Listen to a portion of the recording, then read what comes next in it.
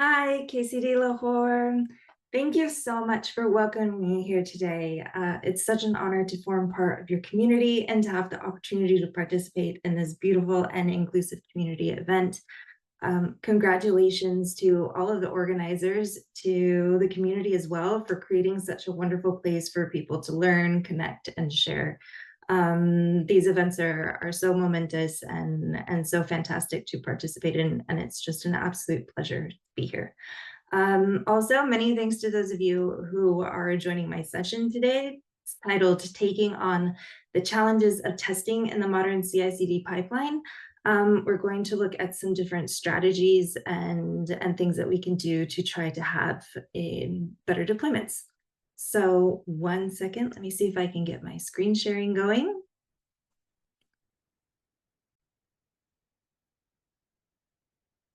There we go. So before we begin, let me introduce myself. My name is Cortney Nickerson. I am a mother, and in my free time, when my kids are either at school or sleeping, I'm a developer advocate for Kubeshop, where we build some very cool and hopefully some very useful open source projects focused on solving problems of Kubernetes users. In addition to helping Kubeshop community, I also spend some time helping to organize the CNCF Bilbao community meetup group, Kubernetes Community Days Spain, and this year I had the opportunity to help organize KCD Islamabad, along with a group of other fantastic people, including my friend Saeem Safdar. Saeem, if you're there, hi, hope you're doing well. I also try to participate and support as many other cloud native community events as possible and as time permits. Outside of CNCF groups, I'm also an ambassador for CVO. CVO is a very cool movement and tool. If you've never used it and haven't had the opportunity, that's for another talk, but feel free to reach out to me for information.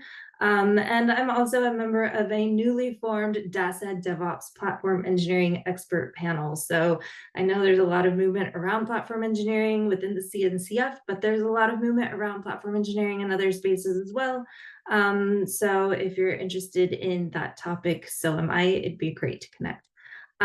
You're welcome to connect with me on X, the random space formerly known as Twitter. My handle there is Tech Talking Mom, or on LinkedIn, just under Cortney Nickerson. There are a couple of us, but this is my face, so you should be able to find me. And if I'm not sharing my face, which I'm suddenly thinking that maybe I'm not, I did at the beginning, so make sure to check me out. I'm also on CNCF Slack, Kubernetes Slack, and loads of other community-oriented channels. So if you see me around, please say hi. Today, we're going to explore the intricate world of testing and modern CI/CD pipelines. With the shift toward continuous integration and continuous deployment, testing has become not just a necessity, but a critical challenge for teams of all shapes and sizes to try to sort out. So studies show that 70% of DevOps professionals consider testing to be the biggest bottleneck in their CI/CD process. That's a pretty big amount of people who seem to be struggling with this.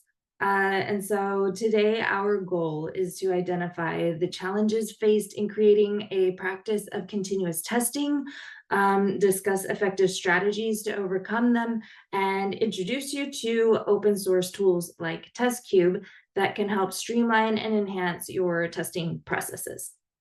So let's get started. To start off, let's start by making sure that we all understand what CI/CD pipeline means. I'm sure most of you do, but since these fantastic events allow beginners, and we just want to make sure that everyone's on the same page. So CI, or continuous integration, it's the practice of regularly merging code changes into a shared repository. We oftentimes do this multiple times a day, and each merge triggers automated builds and tests to ensure that code integrates smoothly. And then CD, continuous deployment, that takes everything a step further by automatically deploying code changes to production, often without much human intervention. A key element of these pipelines, however, is automating tests, which is what our focus is on today. The need for testing is quite large, right? Testing in CI/CD pipelines is crucial because it helps you ensure software quality and successful deployments. This is something that's important and pressing in rapidly evolving environments. Modern CI/CD pipelines demand rigorous testing to maintain reliability, consistency in software releases, and a lot of times they need really strategic approaches to make them work well. Testing encompasses different layers, like unit testing, integration, end-to-end. They all validate different functionalities and the performance of your applications throughout the pipeline. These are all things that become more and more important as we're deploying at scale. And then utilizing automated testing tools and practices becomes essential to making sure that testing pipeline or streamline is as seamless as possible. So just a quick fact here, according to the State of DevOps report, teams that automate testing as part of their CI/CD pipelines are actually 24 times more likely to achieve higher software delivery performance. That's a big number, 24 times. So even though we know that automating your tests is important, it still continues to be kind of a sticky point for people and is really challenging. So why is testing in CI/CD pipeline so difficult? Well, there's a lot of reasons. While CI/CD pipelines are designed to accelerate software delivery, they also introduce some testing challenges, right?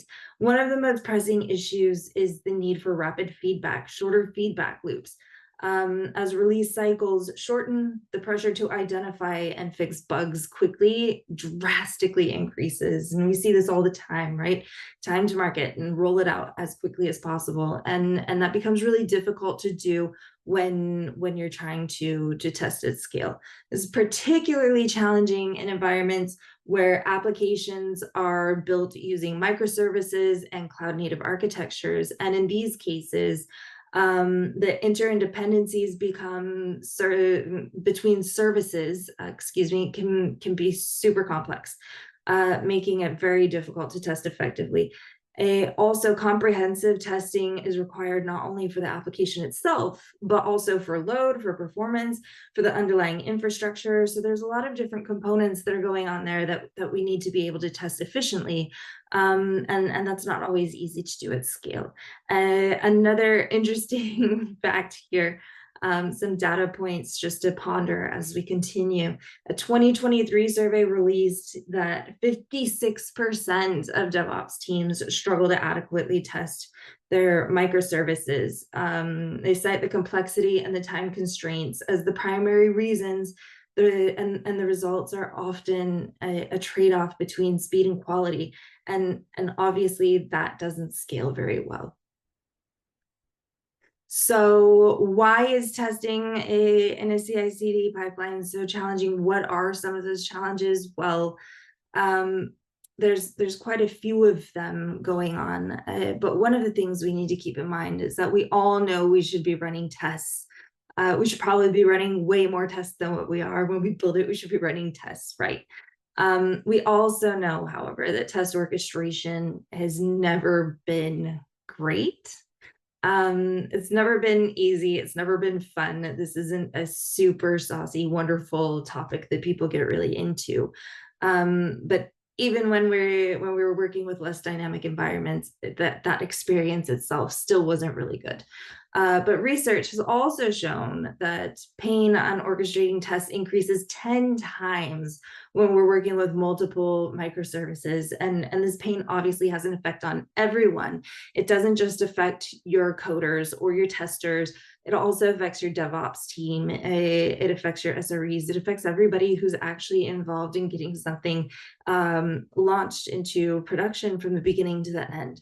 So from testers and developers who are left struggling to manage an array of different testing tools, different test workflows, reports for each tool. It makes it really hard to see what the results are of those tests, and even harder to troubleshoot them when a test has failed, and also to schedule new tests, right? DevOps teams are also constantly having to adjust testing environments, maintain secure practices, and while they're trying to integrate all of this into an already complex CI/CD where they're juggling a lot of different things, this oftentimes becomes a big bottleneck for people. So testing can quickly become a nightmare at scale. And so why is this the case?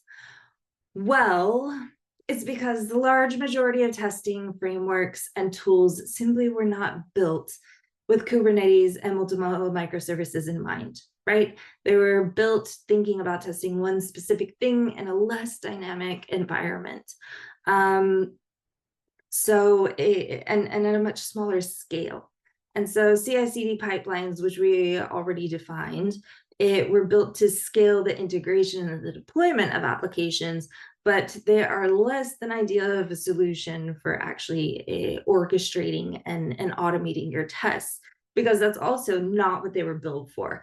And this means that most teams have made the leap to Kubernetes, and they're left to create their own homegrown test execution machines that look a little bit like this one, right? All over the place. So these types of pieced together testing machines often have too many components to juggle, making them super cumbersome, they're inefficient, and oftentimes they are seen as a nuance that slows down the CI/CD pipeline, which means that a lot of people don't really want to participate in that either, because the experience isn't good. But the reality is, to ship quality code that isn't going to fail, you can only go as fast as your testing pipeline can give you reliable results, right? And actionable results. So while testing is a sticky point for most CI/CD pipelines, it is a necessity that we cannot overlook and that we have to find some solution to. But turns out there are people looking to find solutions to this, not just in your company and other places, but there is a group of folks working on creating an open source project that hopes to make these obstacles and testing mechanisms that we see here a thing of the past. And so that's where we're going to introduce today TestCube. For those of you who might not have heard of TestCube, TestCube is a test orchestration and execution framework that is powered by Kubernetes, which is great. Tests can be added to any Kubernetes cluster using CRDs. So this is a Kubernetes native component. It's compatible with pretty much every testing tool out there. And its main component, which is an agent that deploys to your Kubernetes cluster, is actually free and open source. And it can be all found on the CNCF landscape as well as on GitHub. So how does TestCube go about doing all of this? Well, TestCube is built on Kubernetes, helps define, trigger, scale, analyze, and troubleshoot testing executions from any tool in a much more efficient way. It works with existing testing tools, integrates with your CI/CD systems. It has a GUI and a CLI, and is API-based, making it suitable for all skill levels to build and execute their tests quickly.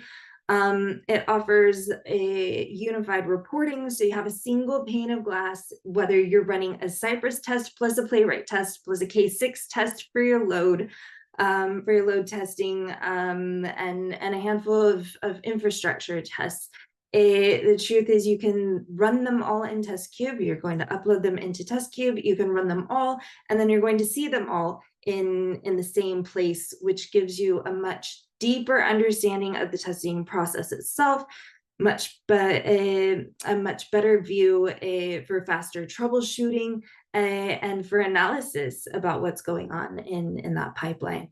And so it helps replace all of those different tools that we saw pieced together in the previous slide, and replace multiple point tools with and homegrown scripts, which is another huge advantage. It gets rid of those and puts everything in one place that's much easier to manage what's going on. We can take a look here kind of at what the workflow is for this. So the test cube workflow looks something kind of like this. Once you've installed the open source agent that you're going to pull from GitHub, you're just going to download that agent. It's going to give you a license key. You're going to go ahead and get it started on your machine, and you are going to need to put that into a Kubernetes cluster. Once that is located in your cluster, that's where your tests are actually going to run, is in your cluster. You can then create a test using either our UI or the CLI to import pre-existing tests and run them, or use any of our pre-existing templates. So we've got an exponential amount. We've got for Playwright, for Cypress, for K6. The list goes on and on. You can click within test cube. You have a template that comes up. You're going to fill out that information that I asked you for, and your test is going to be written. It's going to be a Kubernetes CRD, and you actually have the YAML component, so it's much easier to be able to edit, duplicate, create a new test, run it again. So once you have your test created, you're going to go, you can either run it and trigger it manually, or you can trigger it from your CI/CD pipeline, because test cube will also work with any CI/CD tool that you have. And just like that, you've got an automated testing workflow that adapts to your cloud native needs. Now, normally I would jump at the opportunity to demo this. However, there's so many different components that I'd really like to show you. And today's talk is shorter than most talks that I give. So I'm going to run through a handful of slides very quickly so that you can get an idea of things that you can do with test cube. However, I'm happy to demo this for anyone at any time. There are also some videos on our YouTube channel that show full demos of test cube. So please feel free to reach out. But since we don't have a lot of time, I'm going to go ahead and run through a handful of slides just to give you a good idea of how this open source tool can fit into your CI/CD pipeline to automate your testing. So the first thing we see here is actually define with test workflows. And this is very much a plug and play, click and drag type of situation where you can click on different types of tests and put them into a workflow. We used to have test suites, still available. We have moved on to something called test workflows. And in test workflows, you're going to click on a test. You can then trigger another test afterwards. You can run tests in parallel, which is another very big thing, is be able to parallelize your tests. And so you can kind of see what one of those workflows would look like here. The next thing we're going to have is to trigger those tests. So once you have your workflow set up and you've kind of done a click and play, a click and drag, plug and play, and you have a workflow set up, you're going to trigger those tests. And you can do that with a bunch of different ways. So you can do it by organizing it into your CI/CD pipeline. You can do it through GitHub Actions. You can do it manually in the actual tool by clicking create and run, or just run if this is a test that you've already run before. You can schedule those tests to be run again at a different time through a cron job. What else can you do? I mean, you can trigger them from Jenkins. You can trigger them from Azure DevOps if you're an Azure house. There's so many different ways to trigger tests that are going to incorporate into your CI/CD pipeline much easier than having to do this manually. After you have created your test and you triggered it and it's run, the biggest advantage that you have here is you're going to have a single pane of glass where you can actually see all of the test results and get some reporting. So you're going to be able to see very clearly what tests you've run, when they were run, pass-fail rates for all of those. We've got loads of different dashboards that are available depending on which version of our tool you're using.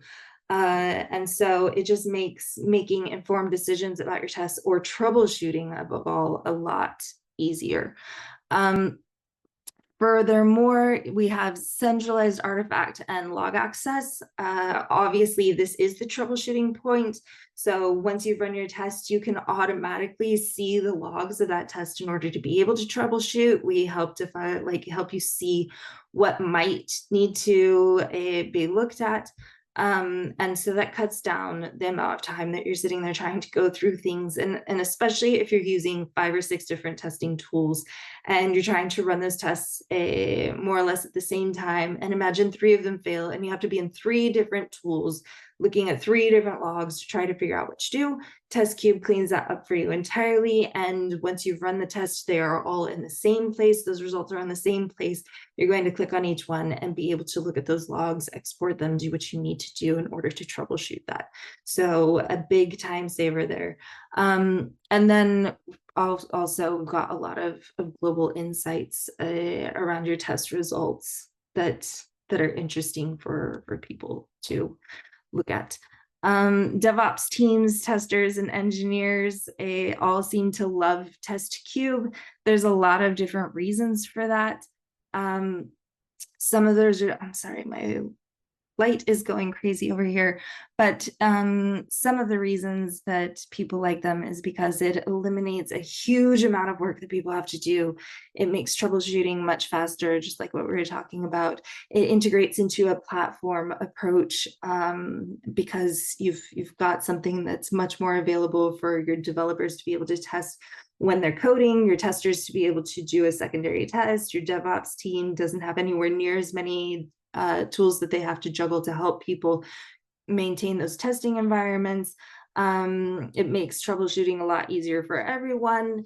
It is the list of reasons and things that TestCube helps just goes on and on.